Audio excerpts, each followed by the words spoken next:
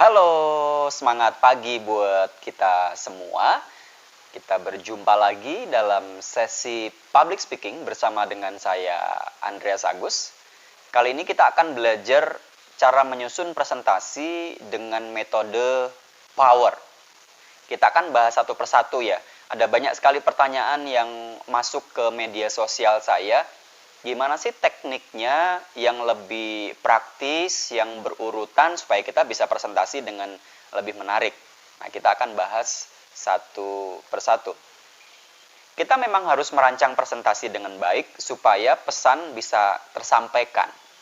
Bukan cuma menghabiskan waktu ya, tetapi juga audiens pada waktu pulang mereka mendapatkan ilmu, mendapatkan hiburan, mendapatkan berbagai tips, dan mereka bisa kembali lagi ke presentasi kita. Yuk kita langsung aja bahas satu persatu. Power itu apa saja sih? Yang pertama adalah huruf P, yaitu punch. Ini adalah istilah di dalam olahraga tinju, yaitu tonjokan atau pukulan. Punch itu adalah pukulan pertama pada waktu seorang pembicara membuka presentasi. Pembukaan harus kuat. Pembukaan itu harus seperti nonjok supaya presentasi berjalan lancar ke sininya. Kesan awal itu kan penting banget buat seorang audiens. Saya sudah bahas di presentasi saya terdahulu bahwa pembukaan bisa dilakukan dengan berbagai cara, dengan visual impact, partisipasi audiens, pujian, fakta, story, dan sebagainya. Jangan awali dengan meminta maaf ya. Oh maaf, saya presentasi hari ini kurang bagus karena saya sedang tidak enak badan, saya punya masalah keluarga. Jadi intinya punch itu diawali dengan greget, dengan bagus. Huruf yang kedua adalah O, one theme. Satu tema untuk setiap presentasi itu cukup. Jadi jangan sampai kita menyampaikan satu presentasi dalam waktu 1 jam, tetapi tema kita dari A sampai Z muter-muter sehingga audiens bingung. Ini ngomongin apa sih? Bapak Ibu Saudara, pemahaman yang sederhana itu lebih bagus dibandingkan dengan bahan yang terlalu luas atau terlalu rumit, sulit dimengerti. Jadi jangan kita tergoda menggunakan istilah-istilah asing yang sulit dipahami oleh audiens kita. Kita harus tahu audiens kita seperti apa, jadi kita menggunakan istilah yang pas kepada mereka semua. Huruf berikutnya adalah W atau window, jendela.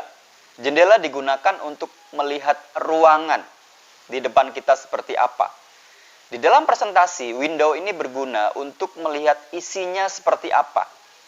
Mari kita gunakan contoh-contoh yang spesifik dan ilustrasi, sehingga kita bisa menjelaskan dengan lebih mengesankan, bisa menyenangkan audiens, membuat presentasi juga bisa lebih menarik, materi bisa lebih diingat, menolong untuk meyakinkan, dan kalaupun kita harus mengulang beberapa kalimat kita tidak perlu khawatir, tidak akan membosankan dengan ilustrasi itu.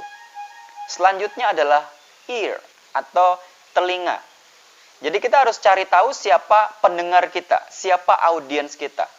Bangun kedekatan dengan mereka. Jangan sampai jarak pembicara dan audiens terlalu jauh ya.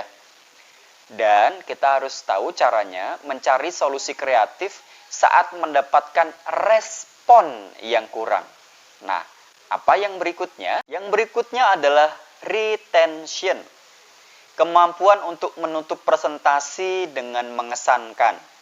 Bisa digunakan komitmen atau tantangan, ajakan, lagu, pantun, cerita. Jadi ditutup dengan mengesankan. Sampaikan rangkuman presentasi dengan singkat. Nah, urutan-urutan tadi kalau kita bisa kuasai dengan baik, saya yakin presentasi kita akan lebih menarik. Jadi selamat mempraktekkan presentasi dengan metode POWER. Terima kasih, saya Andreas Agus.